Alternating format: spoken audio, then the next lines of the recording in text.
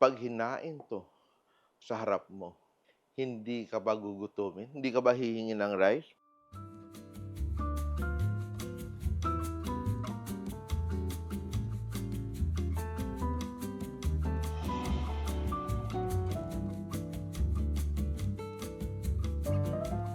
We are making the perfect ulam for people who love sour soups.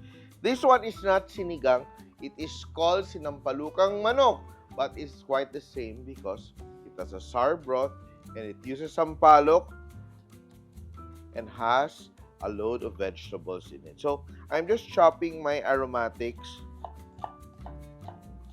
and we will start with sautéing of our bawang, sibuyas, luya, and tanglad. We're also adding tomatoes for a bit more richness. And I will just slice all of this. And I will start. I'm using chicken oil or annatto oil to give it a nice orange color. Oil. And yan. Heat my pan. And I will add my bawang, sibuyas, and luya, onions, garlic, and ginger. Yan. Let that saute.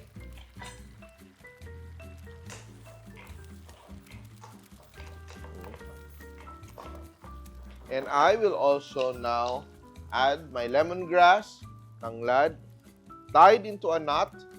And it's very important when you work with lemongrass, you have to smash the bulb, di ba? Yung white part, yung bulb niya, you smash it. So you will release all the essential oils and, you know, get all the flavors, di ba? Because we want our soup to be very flavorful. Kamatis, ripe tomatoes, gisa-gisa. Oh, ito pa lang, no? We know it's going to be so flavorful, no? So the fruitiness of the ripe tomatoes and later on our sampalok will blend together. Chicken, never been frozen. Pinadeliver ko to today. Just cut it up. Let's butcher this chicken.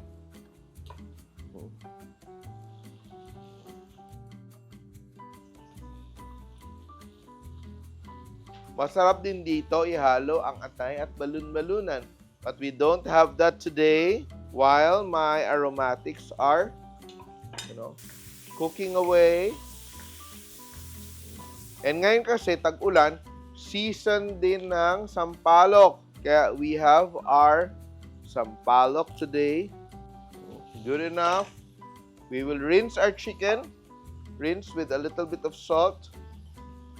Salt natin. We will rinse before adding to our pot. Now we will add our chicken pieces.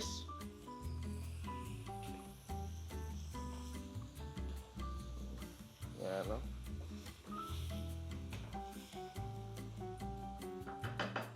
And ngayon, yung gamit natin, because it is season right now, you can get the raw tamarind pods. So ito siya, sampalok na mura, hilaw. Oh. Hindi pa nga developed yung kanyang seeds. So, be sure to wash it before adding. I will just add, like a cup or so. Gigisa-gisa. And now, to make it even more flavorful, I'm adding my Maggi Magic Chicken Cube para malasa yung ating sabaw. Maggi Magic Chicken Cube. Crush it, crush it, crush it. Yan. I will use 2 cubes for this para marami tayong sabaw. Gisa-gisa. Saute, or tinatawag nating sangkot siya, no? We par cook our chicken, no? Ito, malinamnam na ito. Let that saute. And now, I will prepare my puso ng saging, no? This is the different kind of puso ng saging. I have to peel it a little bit. And ito yung maganda na ginagamit din sa kare-kare. This is the kind of puso ng saging we use for the kare-kare. This is what I like. Trim the harder parts. Peel one more layer. And we are good.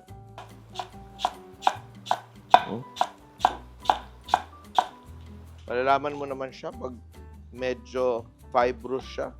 As we go to the core, I will half it.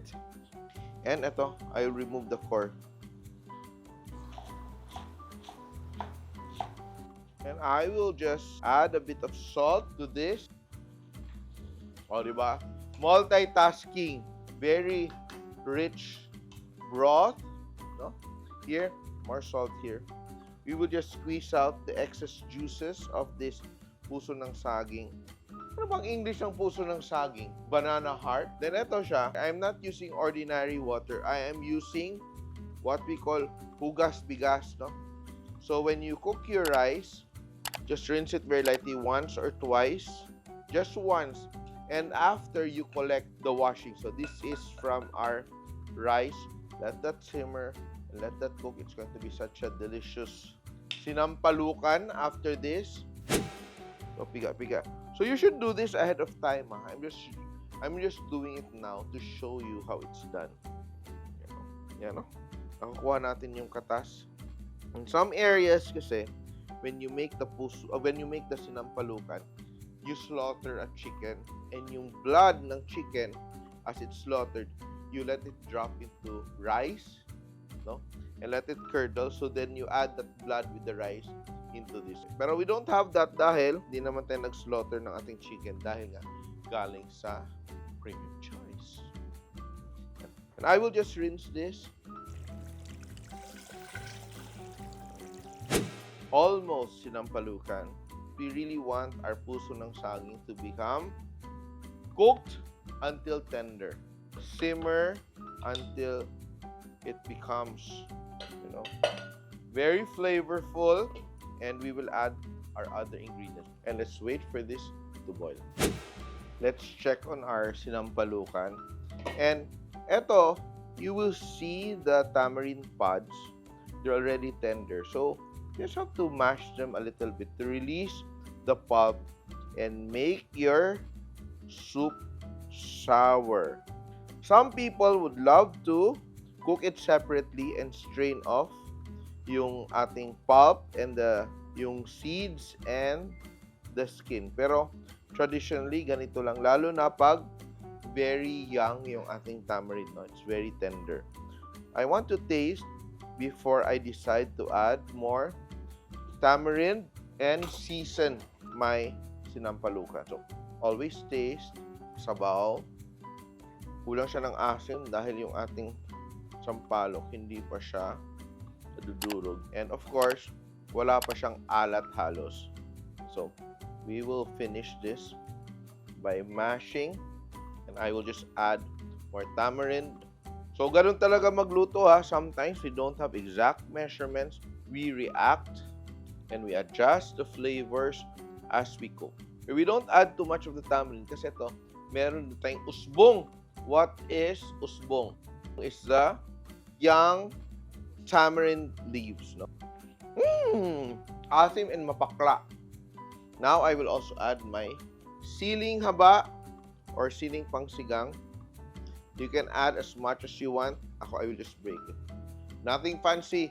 Lutong bahay. Wag na mag-inarte.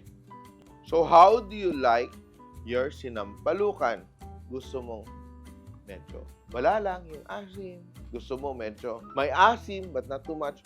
Or gusto mo talagang sobrang galit na galit sa asim. Umaasim na siya. I will finish it with a bit of patis. Ako, I like to cook with patis kasi ang patis malinamnam rather than just using plain salt. Patis is life. Taste again. Sarap. At dumadami yung ating mga subscribers sa Chef Tatung YouTube channel. So, welcome sa mga bagong subscriber. But, we've noticed ang daming nanonood but still not subscribe. Nandyan yung subscribe button, no? Subscribe and hit the bell button to get notified because we regularly post recipes. I will just finish with my usbong. Just add it there. And this will also add a bit of sourness, no? And now, I will just add black pepper. You don't have to add black pepper. Ako kasi, pag nagluluto ako, and I'm using siling pangsigang, I don't usually add black pepper anymore. For some people like black pepper. So, again na natin. Now, I will serve myself a bowl, but I will also plate. Sarap po. Woo!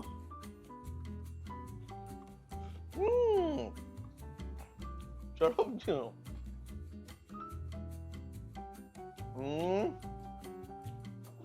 Sinampalukang manok for the win. Pag hinain to sa harap mo, hindi ka ba gugutumin? Hindi ka ba hihingin ng rice? Kaya eto. Try this recipe at pag niluto mo to, share nyo sa comment section ha. Picturean nyo, pak! Post nyo agad. Titignan natin kung ginawa nyo ba. And tell us if you enjoyed this recipe. Ang aking sinampalukang manok, Simpol!